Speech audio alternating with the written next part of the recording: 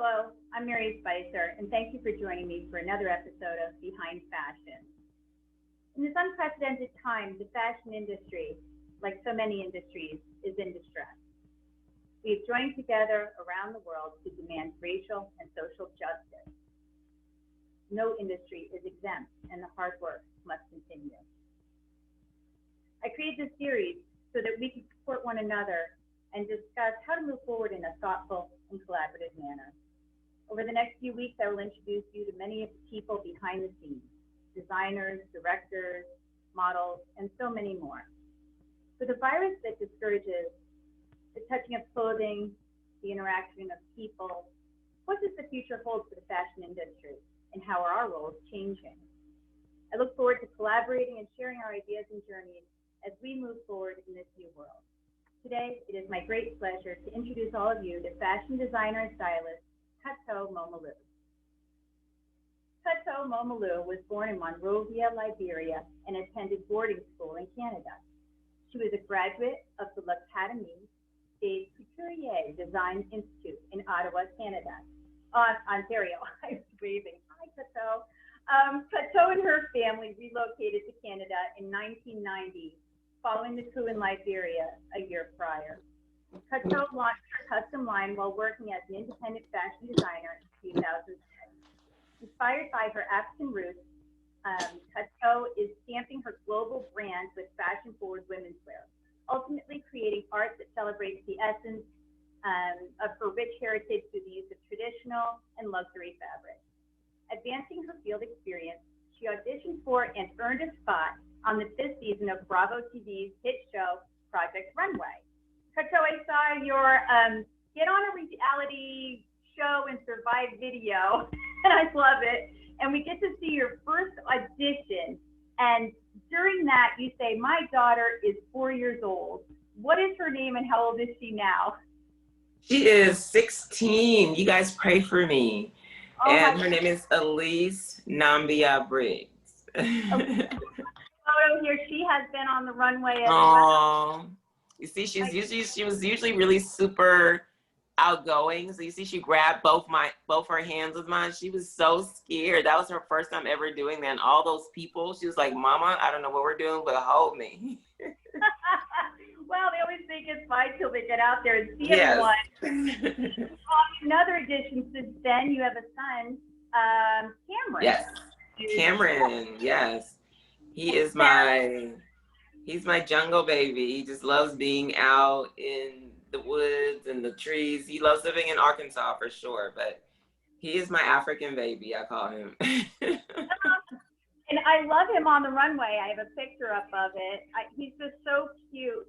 And that just shows fashion is a family business, and I couldn't go through all of that without showing the family and everybody that's behind us when we're working. And it takes a village. It really does. And, designers, we come out and get to take the physical bow, and everyone sees us and gives us all the applause, but I could not do it without my team. Like, they're backstage, like crying and jumping up and screaming, and I usually get out of that runway because I can't wait to go back there and just hug them and be like, oh my God, we did it. Not me, but we did it. Right. It's true. It really is. It's a family business. Everybody's involved. Yes.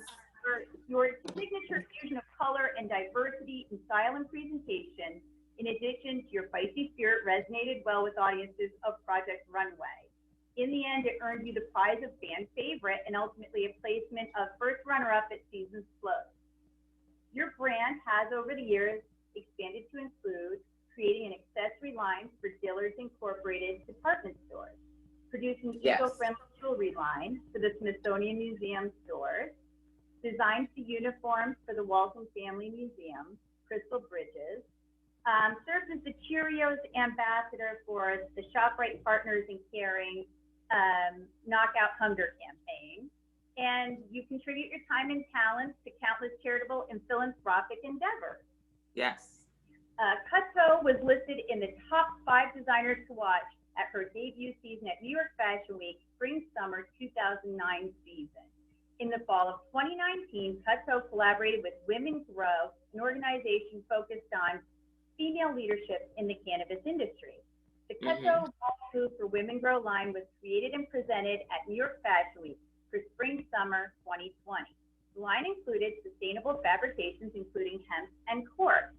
And I have a photo here because I think it's like vegan food. Back in the 80s when we ate it, it was sawdust, and now it tastes great. What people think of as hemp and cork, I Mm-hmm. mean, How beautiful is that? And it's flowing. I was like, let it flow, girl. Yes, oh, it's all changed and so much better. And I love all of it. I had a great time making that collection. That was actually probably the collection to me that set my career where it needs to be. And it was my last time at Fashion Week before all this happened. So I felt like I ended on a bang. If it never happens again, I ended with like fireworks at Disney World. yes, you did. No, I don't wanna brag, but I was there, and it was fabulous. Revolutionary. It was fantastic. Thank you. The Absolutely. energy that night, it was like electric. Like I could feel it. Like I was so emotional. My gosh. We all knew we were there watching history happen. As we start talking about sustainability and things moving forward, and females in the industry, and how we're all working together. Now, you also have an IMDb page because you appeared in Project Runway All-Star Challenge, the Wendy Williams Show, the Monique Show, and you made a guest appearance on the TV series My Chapter and Verse. Yes. So you have also headlined fashion shows worldwide in places like Arkansas, the British Isles, Canada, the Cayman Islands, Chicago, Colorado, Honduras, Jamaica, Liberia, Los Angeles, Minnesota, New York, Nigeria, Tennessee, Texas, Washington, D.C., and we could probably go on and on.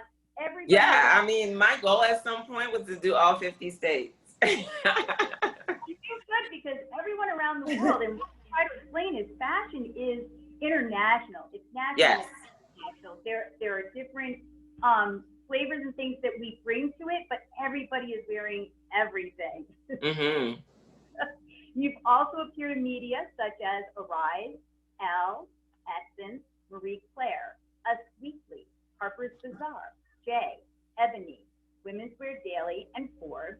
And you have, I love this, you have a drink named after you. Yes. And anyone wondering, that has tequila, guava, or mango nectar, pineapple juice, and a spritzer. And you know I'm going to try that this weekend. You should. Cheers. You also have a day named after you. The Korto Momolu Day in Little Rock, Arkansas is on November 13th. Welcome, Korto. Yes. Thanks for joining us all. Thank you so much for having me. Now, I mailed you a mug. I don't know if you got it. Yeah, you know, the post office right now. We thought. Yeah, we're in the times. We're in the times where you can't even take anything personal. Like life is happening, and if something actually comes to completion, just be happy. Yeah. Well, I'm still gonna cheers you and your success. Please do. I'm gonna make a Kortotini and put it in it when it does get here, and I'll send you pics with me. Oh my God! And your Korto Momolu Day, but most importantly, I want to celebrate your creativity and your designs that you have shared with us and will continue to share with us for many more years. Cheers. Cheers. So before we start talking all things fashion, there is a pandemic happening. COVID-19 is going on. It is not slowing at this point. So how are you and your family doing? We're surviving. That's the best word that I can usually give when people ask. Like, we're getting through it. We're creating what our norm is. Every day is an adventure. Every day you're not sure what's gonna happen, if this is the day that's gonna change your life. So it's scary. It's scary, but I'm enjoying the quiet time. I'm enjoying the time to reflect on things that usually I'm too busy to even think about, and just on the go and rushing here and rushing there. So I appreciate it. I always call them COVID blessings. I'm like, there are blessings in all of this. And I think we're so harped on like the negative and the TV and what everybody's saying. We don't sit down sit any time to really think about the positive. There's a lot of positive that's coming out of it. So that's how I'm getting through it. I'm focusing on the positive, embracing it, and really being thankful for it. Yeah, I'm glad everybody is safe. You're doing well. It is a lot on the kids. It's a lot on us. Mm-hmm. Well, tomorrow there's not school. The next day there's school again. So every day. Oh my God, we start on Monday. So yeah, definitely pray for me. Absolutely. I absolutely will. There's a documentary out called Men and Women of Distinction, Korto Momolu. And in it, you discuss, at the time, your cousin had breast cancer and had effect on the collection you were working on. Mm-hmm. Adding these pops of yellow, and you said then you would remember your friends and your family. Can you explain that a little bit more to me? Mm-hmm. So every collection I've always made has been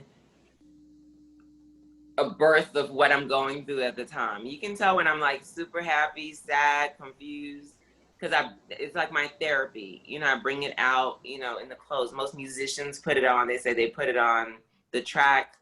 You got to put it on the sewing machine in this fabric. So at the time, my cousin, who was just 34 at the time, got breast cancer, and it consumed the whole family because she's younger than me. She's like my little sister. So, you know, you always hear about it being from like an aunt or somebody older. So it really affected all of us.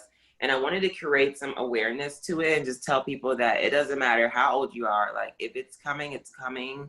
So the collection did have a lot of pink in it, just really pretty hues of pink and just some colors. It was really girly, and just that's how she is, just really super girly and flirtatious.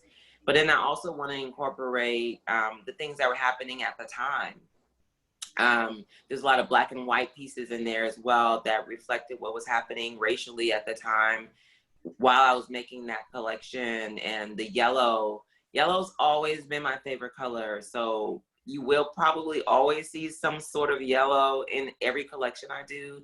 I put it in there because I think, like I said just now about the COVID blessings, in every bad, there's always good. And that's truly how I get through life. I always try to sit back and say, okay, what lesson was I supposed to learn here? Because I need to figure it out now because I'm going to like have a mental episode.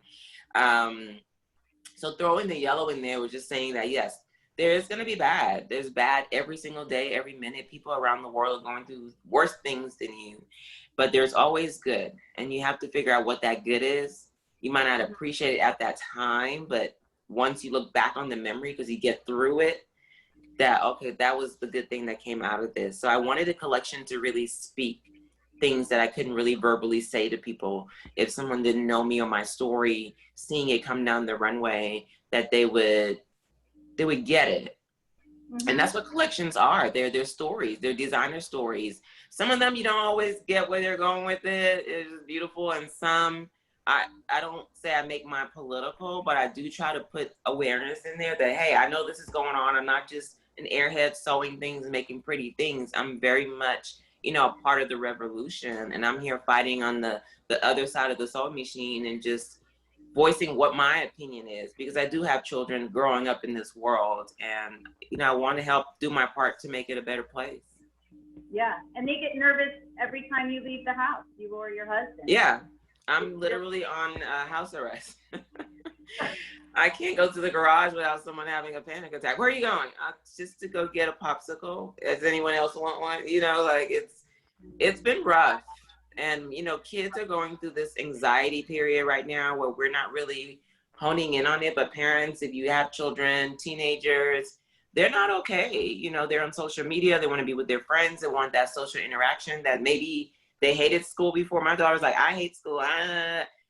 Now she's like, oh my God, I miss school. Like, you know, so COVID blessings. You know, COVID has allowed my child to see that school was actually a good thing, and going every day was actually marvelous. Now that she's lost it. So yeah. It's rough on our kids. And I really I'm actually going to put Cameron in therapy. My 16-year-old's in therapy, but I'm going to put my Cameron in there because sometimes they have feelings they don't even know they have. Yeah. But I really believe the anxiety is up. Yeah. And we have to figure out what they're trying to say through their actions. Yes. Yeah, and with that collection, we're talking about the pops of pink to yellow. There was a lot of black and white, like you said. Mm-hmm. It was not what I saw was an episode from 2017 when you were talking about this, and in it you said the tension would go away, that you hoped the tension would go away, and we would say to each other, "Sorry, we've been treating each other like crap."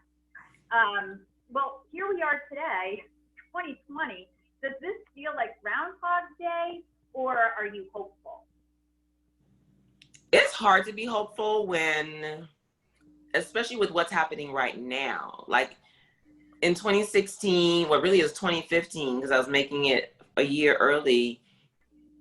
It was the same everyday thing, you know, being Black in America, having to turn the TV on and see people that look like you being shot or discriminated against by the one group of people that are supposed to actually protect you. When you make a call, you think they're going to come help me, and these are the people that were actually doing the crime. So it's a hard place to be as an African American person, as a Black person, regardless of where you're from, because you look at it and you're not removed from it, because you're thinking, my God, that could be me. Sandra Bland could have been me.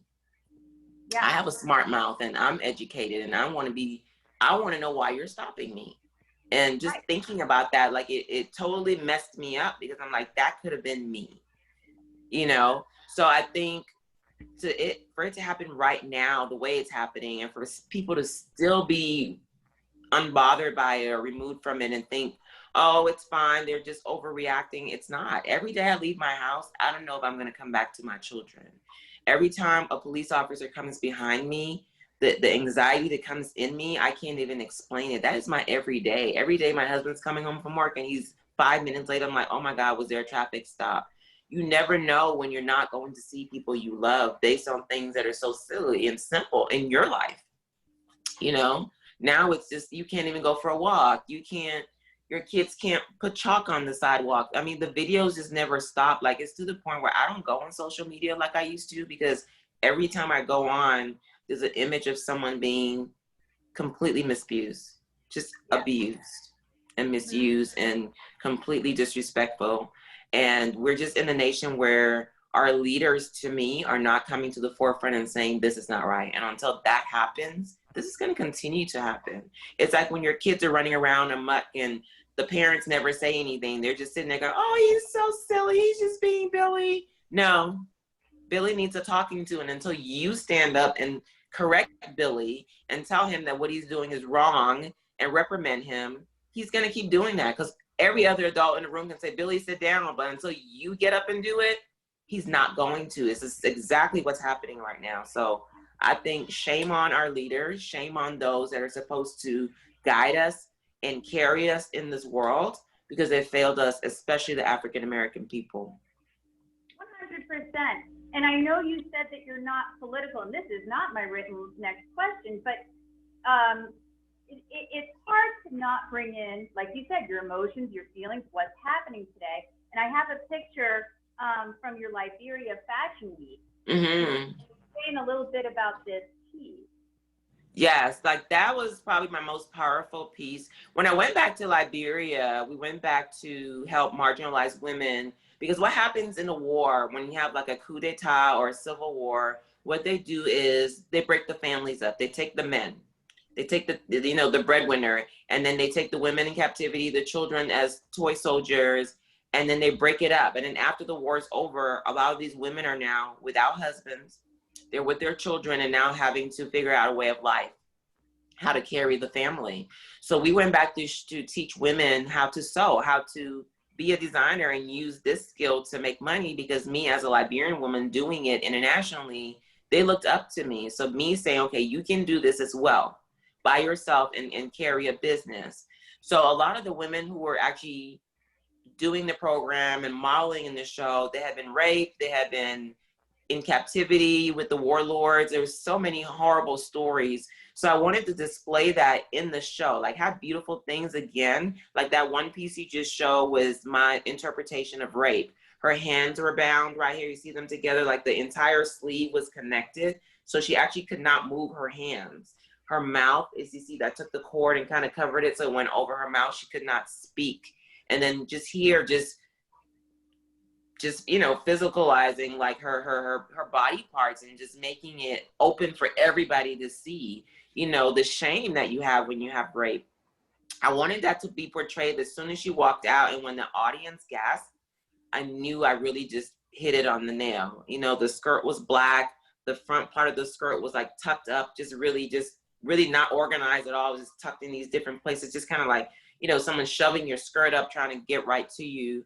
And it just needed to be done, and needed for people to see that although it's over, for those who went through that trauma, it's not over. They have to deal with those nightmares and the thoughts of everything they went through, and then still get up and be mothers, still get up and be breadwinners to their families. So, and it's no different from like what we're going on here. You know, these families of these victims still have to move forward and still have to go every day not knowing if they're going to be the next one.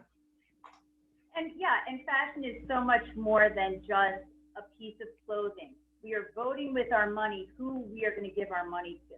Yes. We are, you know, talking about what is happening culturally. You know, when you talk about art or anything like that, you can look back and say, this is what was happening then, because you can see it in the clothing. It's all a reflection, the clothing, the art. That's why we have a costuming department at the Metropolitan Museum of Art. Yes. Yes. Yeah. And so it's necessary. It's necessary, and no matter how we feel, there will be some mirror image and of what's happening, and that's fine too, because there's also the hopeful as well. Now, thinking about how you're treated, you attended school, boarding school in Canada. Yes. Now, given the U.S., were you treated the same way as Canada as you are here? No, definitely Canada was a different experience. It was very cultural. There were people there from so many different cultures. Like, your friends would never just be black and white. They'd be Hispanic. They would be from like East India, China, so many different places. And then going to a boarding school like that, like, it was all international. There was somebody literally from every continent. Like, there was a girl from Madagascar. Like, I've never met anybody from Madagascar, and there was actually a student there from there. So it was cool to be around like all of the people that you met. And at first I didn't understand it, but by the end we got it. Like, my best friend, she's from the Bahamas. We're still best friends today. She's the godparents to my kids. So it really opened up what Canada really was. So outside of that school, you still saw that international environment, you know, the places you could go to eat, and just naturally the things that you would do in your daily life. You saw all cultures going to the Greek market or the this market or that market, and it was embraced by the government. You know, there was Canada Day, but they also had Somali Day and West Africa Day, and you were there to really connect with your community. And because they welcome immigrants into that country, because at the time of the war in Liberia, we were not welcome to the U.S. Although we have property here, my little brother's a U.S. citizen, we were denied access. They wanted to split us up. They told my mom at the U.S. Embassy in Liberia, when she was like begging for her life, that they would take my brother, but she couldn't go. So that really sent a huge message to us. You know, I mean, we obviously sold our home once we got to Canada and just took all our property from here. But I'm like, we were paying taxes in this country and we're allowed not to come in here when we were pretty much almost about to be murdered. So for Canada to take us as a family, it was a strong message. And I think there's always going to be love in my heart for Canada and what it represents culturally and environmentally. Yeah, we definitely have a lot of work to do in the United States, and a lot of inequities have come to the forefront, not just in the U.S., but let's say in the fashion industry. We need to make some changes, and many have been made. But in what areas do you think we still need to move forward? Well, I think it's the same conversation, inclusion. Everybody wants to be included, and it doesn't need to be when, like right now, so many things are happening racially. So many companies are saying, oh, we want to give grants to you guys and to help you. And, you know, all the inclusion's happening right now, but we just want it to happen all the time. Not just right now when there's a video of someone being murdered unfairly and it just hits the ceiling and there's nowhere to go but to look up at it. just inclusion, and not saying to give anybody anything they don't deserve, just recognizing talent. If I'm the talented designer and I want to show at your venue, let me show. If I have the money, let me show. There's no reason why. I'm talented, I have the money, I'm going according to your rules. There's no reason to pick and choose. And then when you start doing that, you're saying, well, we want it to look like this.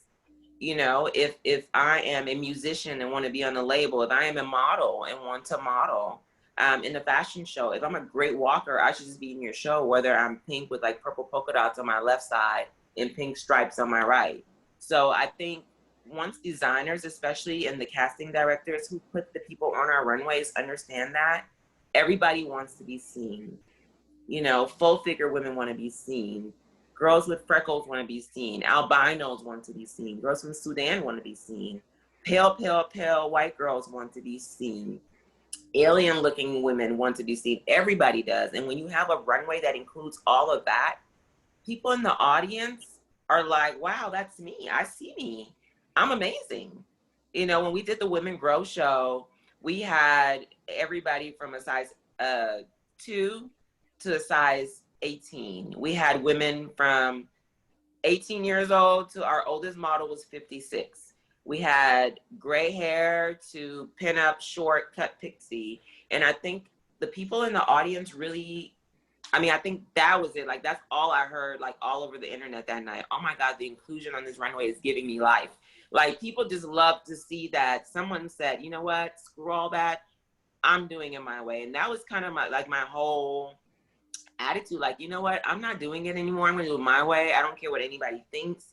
And I'm going to represent everybody. I'm gonna have a dark-skinned girl who's short like me and a tall, light-skinned girl because I want to be seen. You know, growing up, I used to get the comment, oh, you're cute for a dark-skinned girl, like, all the time. And that was like a pickup line. And I'm not really sure what was I was supposed to pick up, but yeah. Growing up and hearing stuff like that, it does something to you, you know? That's a very strange pickup line, but right. we've heard and seen very strange things as women. Commonality there. I mentioned your YouTube video, get on a reality show and survive in your bio. Yes. So in it, you're in front of a panel of people, and one of those people is actually a guest I had a couple weeks ago, Christina Knowles, when she was with IMG. And, awesome. Came on, yeah, I know, I was like, I know that lady. When I interviewed her, she talked about how the fashion calendar had changed to go before Europe so that people didn't keep saying we were imitating them, that we were imitating European designers. And so now it's September and February.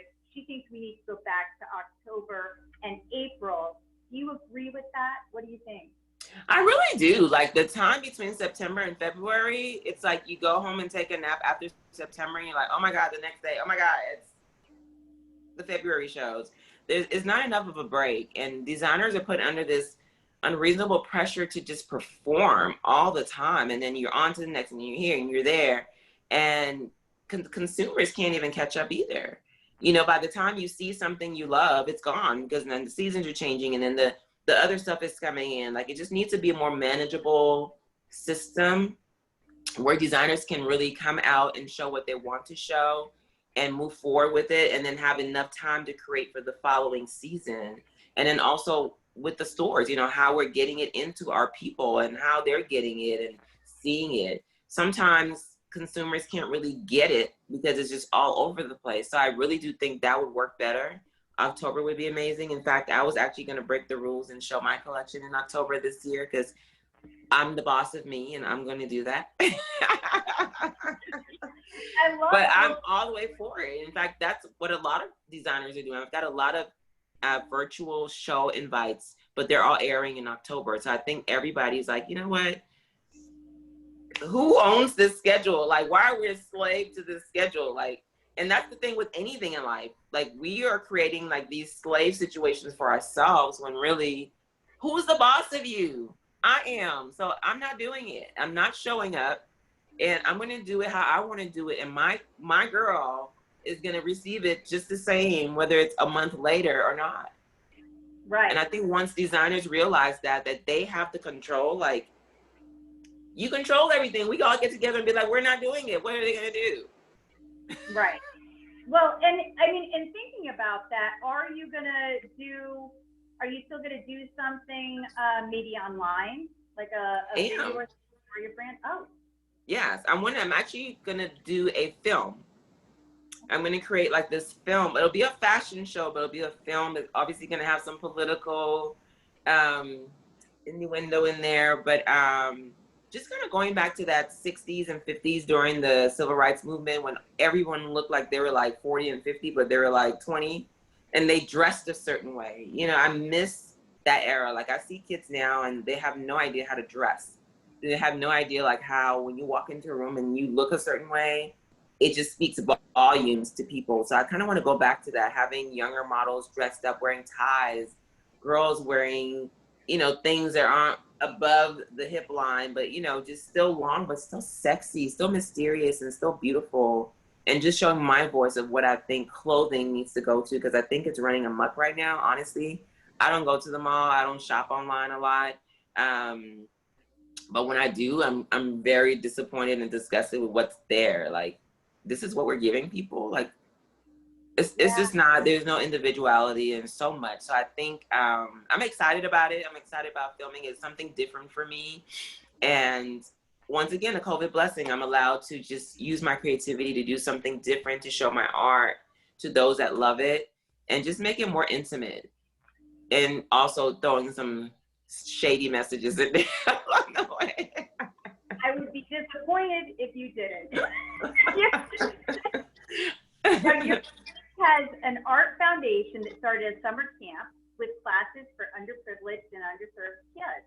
You donate time doing classes, teaching them things like how to make jewelry and a little bit of fashion history. Mm-hmm. Those classes during the pandemic. Yes, we actually just wrapped a couple of weeks ago. We did it virtually this year, which was very challenging. But what we did, we sent the kids like a big duffel bag, not duffel, but like a tote bag full of all the materials they would need for the week.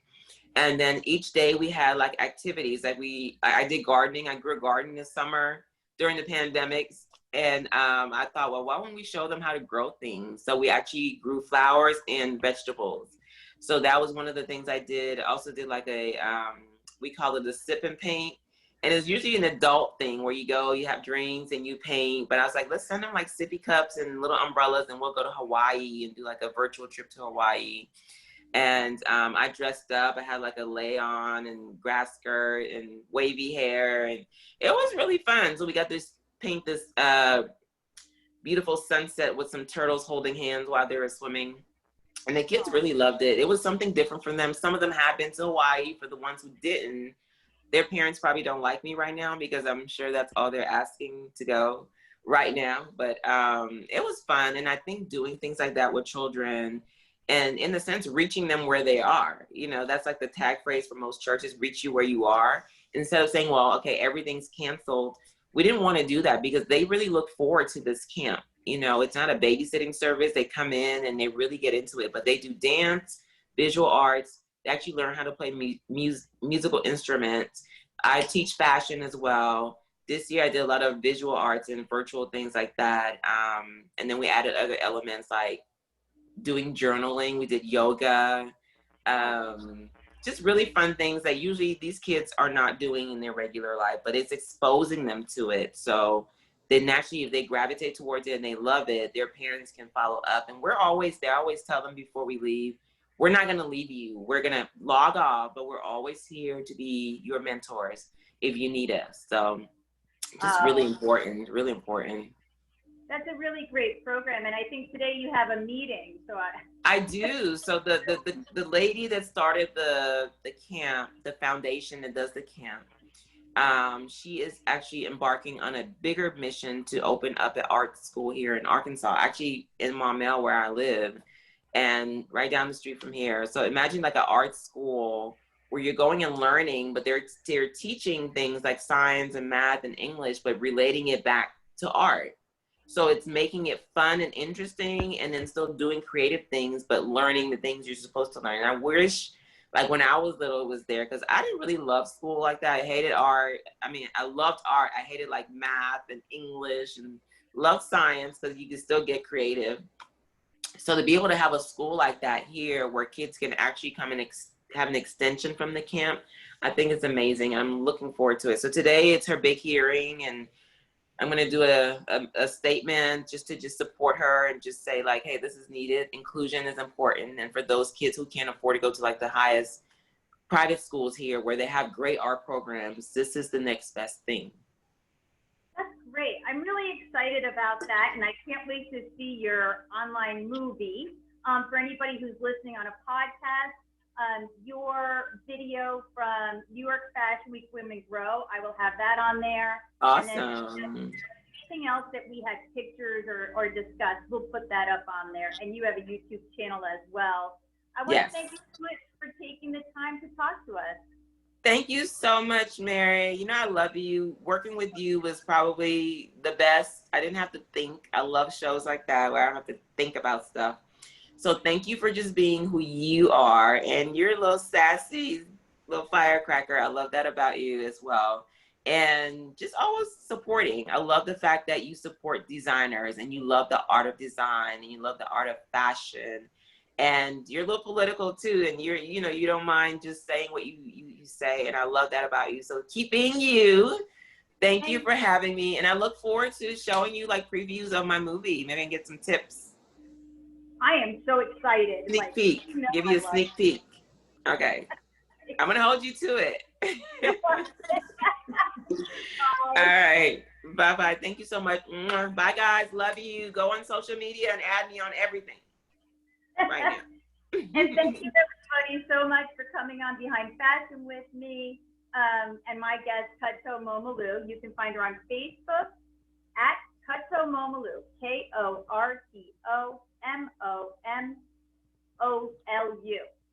And she's on Twitter at Korto Momolu, Instagram at Korto Momolu, YouTube channel at Korto Momolu. Join me next week, Wednesday, August 26th, when I go Behind Fashion with New York casting director David Milosevic, owner of David Milosevic Casting Agency.